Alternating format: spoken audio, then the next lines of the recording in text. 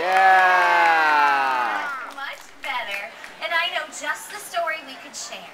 Why don't we share my story? How does that sound? Good? Okay, well, I think we'll need a few things before we can get started. Luckily, I have two very good friends here with me who can help us find them. Everyone say hello to Kathy. Hi, Kathy. And say hello to Maria. Hi, Maria. Kathy, will you help me get what we need for my storyteller trunk? Thank you very much. Now, since we're going to share my story, I'm going to need some help from all of you. Will all of you help me? Yeah. Yes. Okay, then let's start right from the beginning then. Do you remember who I lived with in my quiet little village? Shout it out loud if you remember who. My Papa. Very good. Do you remember what he did for an occupation? What was Papa's job? He was an inventor. He was very smart and very, very kind. And, well, you know what, young man in the red shirt? You remind me of my Papa. Why don't you come on up the stairs? You can help me, okay? Let's give him a big round of applause, everyone. Thank you very much for helping. How are you today? Good. Now, Papa, we have an apron for you to wear, all right? With all the proper tools that you'll need to be an inventor. You look wonderful, Papa. But there was somebody else in the village who paid attention to me a little bit more than Papa did. Do you remember who that was? Gaston. Was Gaston strong? Dad, show me your muscles. Show me how strong you are. Show your muscles. Oh my. Was Gaston handsome? Well, he thought he was, didn't he? You know, young man standing up in the green shirt, you look very strong. Come on up here too. You can help me, all right? Let's give him a big hand too, everyone. Thank you so much. So, Papa, tell everyone, what are you going to make with all your tools today?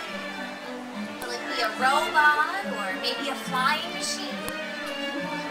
A robot. Oh, and will it be small or really big? A really big one. What color are you going to make it?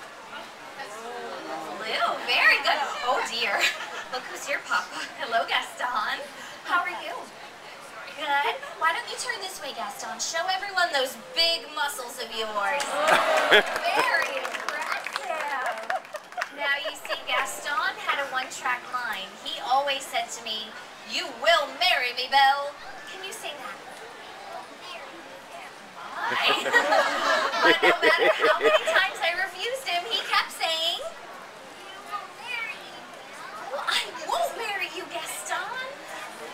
Oh my. Yes, you will. I think he means it.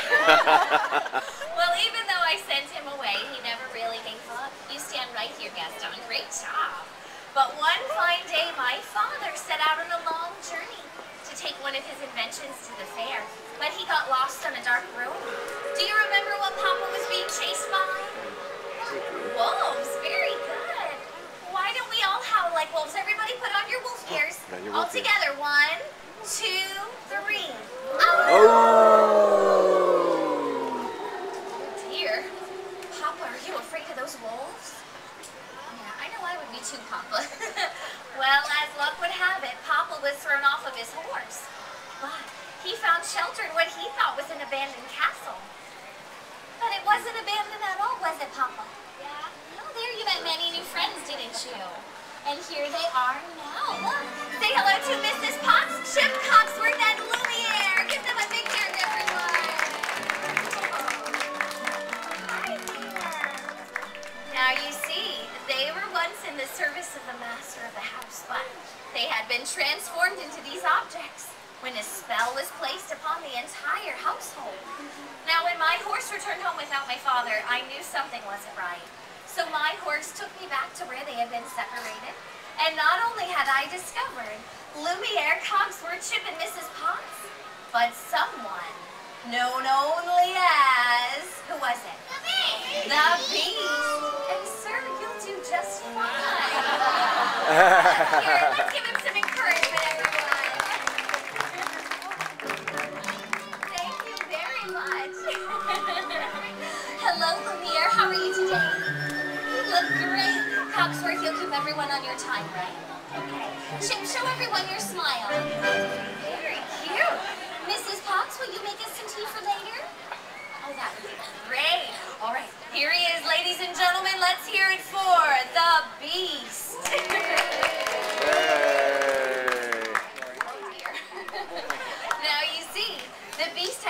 my father prisoner and would agree to let him go free if I became a prisoner in his place.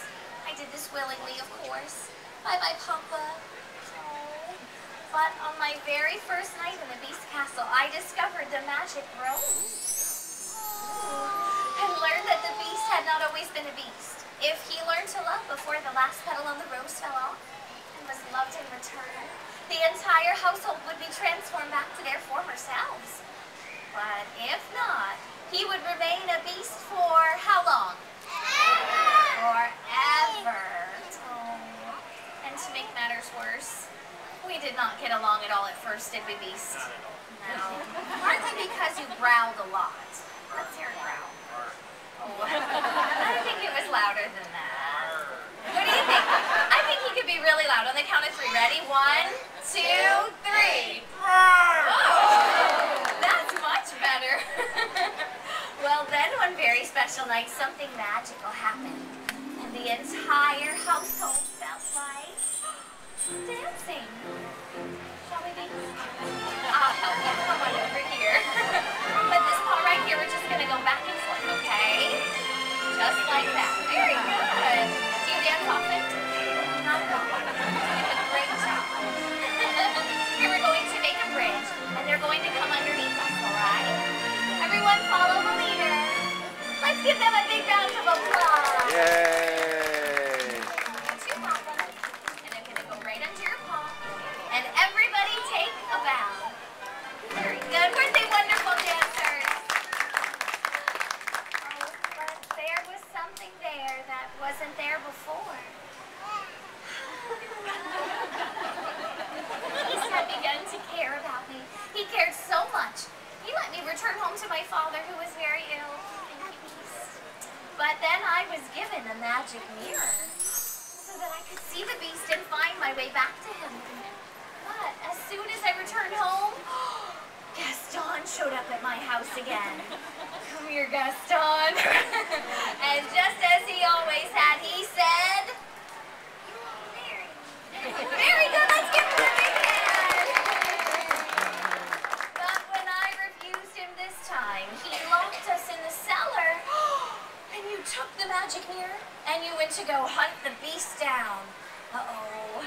But lucky for me and Papa, we had some help. Do you remember who snuck along to help us? Who was it? It was Chip. Chip was our hero. Let's give Chip a big cheer. And thanks to Chip, I returned back to the Beast Castle just in time. The Beast and Gaston had grabbed each other's arms and wrestled back and forth. When the fight was over, boys. Gaston fell into the moat far below. But then I fear the beast. Oh, Beast, I fear you lay dying. Now go on, let it die. Very dramatic. And at the very moment that I told the beast that I loved him, something magical occurred, and the entire household was transformed back to their former selves. Let's give them a big cheer. Yay! And then the beast himself was transformed. Do you remember what he became? A handsome man. Oh, very charming.